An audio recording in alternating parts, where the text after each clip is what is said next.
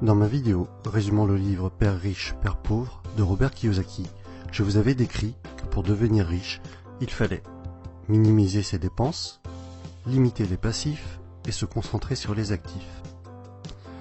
Dans cette vidéo, je vais vous présenter le cadran de cash flow qui représente les 4 possibilités de générer un revenu. En haut à gauche, vous avez les employés qui sont représentés. C'est ce qui constitue la majorité de la population et je fais partie de cette catégorie à ce jour. Nous échangeons notre temps et nos efforts contre de l'argent. Si nous ne travaillons pas, nous ne sommes pas payés, sauf congés payés et autres RTT. Dans cette catégorie, ce qui est recherché, c'est la sécurité. Avoir un CDI, c'est ce que vise la majorité des personnes sortant de l'école. En effet, on nous a toujours appris qu'avoir de bonnes notes à l'école était important pour détenir un CDI et que c'était synonyme de sécurité. Et c'est cette notion qui prédomine surtout cette catégorie du quadrant. En bas à gauche, vous avez les travailleurs autonomes. Ils ont leur propre business. C'est ce qui représente les fonctions libérales telles que médecin, vétérinaire, avocat ou dentiste.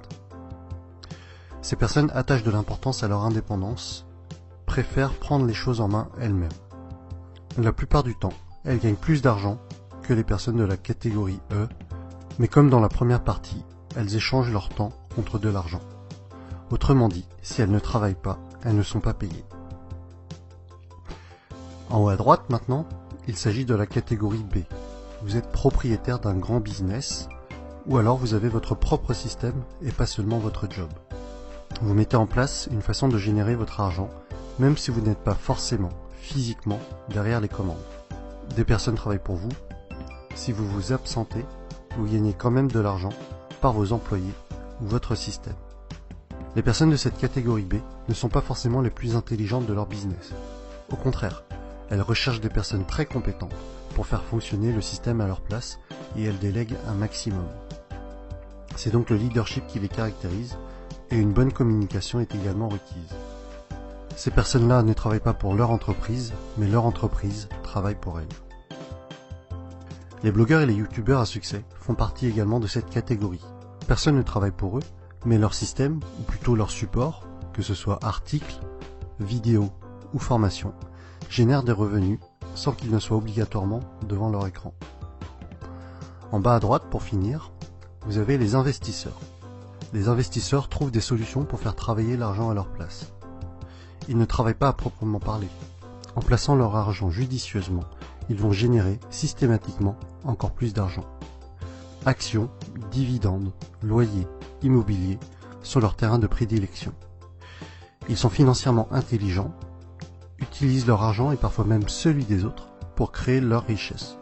C'est par exemple le cas pour leurs locataires qui, avec leur loyer, payent les crédits de leurs investissements immobiliers. Le constat général est à peu près le suivant. 95% des personnes sont à gauche du cadran et ont 5% de la richesse, alors qu'à droite, on est à 5% de la population qui détient 95% de la richesse. À droite, grosso modo, vous avez l'argent et le temps. Vous accédez à la liberté financière au bout d'un certain temps. Si on refait une petite analyse de ma vidéo précédente, dans laquelle je vous annonçais mon défi de quitter mon emploi actuel, cela correspond en fait à quitter la partie en haut à gauche du cadran pour basculer petit à petit dans la partie droite. Et c'est un peu dans cet esprit que Robert Kiyosaki a écrit ses livres. Si des personnes sont intéressées par l'indépendance financière, elles doivent devenir financièrement intelligentes et donc basculer progressivement des lettres ET, donc employés et travailleurs autonomes, à BI, donc propriétaires de business et investisseurs. Personnellement, mon but n'est pas d'être multimillionnaire, mais c'est la liberté au niveau de la gestion de mon temps qui m'intéresse pour vivre au rythme que je souhaite, profiter des personnes que j'aime. Et vous, où en êtes-vous personnellement?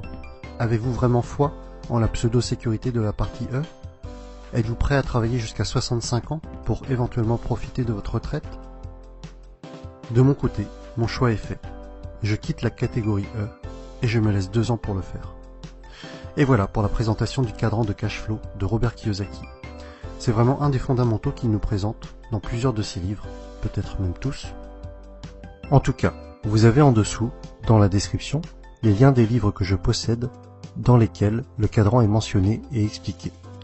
Ce cadran me servira dans ma prochaine vidéo lorsque je vous parlerai de ce que Robert Kiyosaki présente comme étant l'entreprise du 21e siècle, qui pour moi sera une des approches qui me permettra d'atteindre la liberté financière, quitter la rat race et accomplir mon défi.